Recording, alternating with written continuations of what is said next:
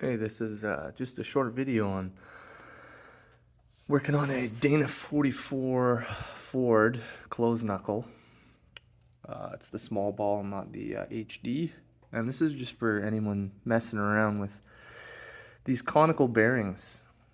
They go here, and one underneath is the same. And they're knuckle pivot bearings. And this one's not greased, this one I'm taking out, but I'm just showing you. These have a lot of weight on them, and if you don't use the shims provided for the cup that goes on it, this is the bottom cup. The steering side's much bigger. But this rides in here, and if you don't use the correct shims for this and you torque this down, you cook this bearing.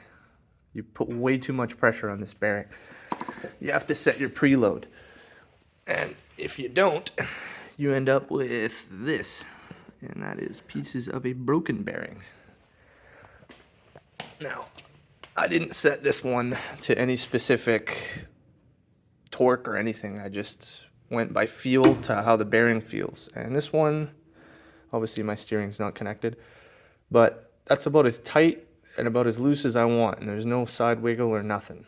But just, no one really talks about this because this stuff's 60 years old.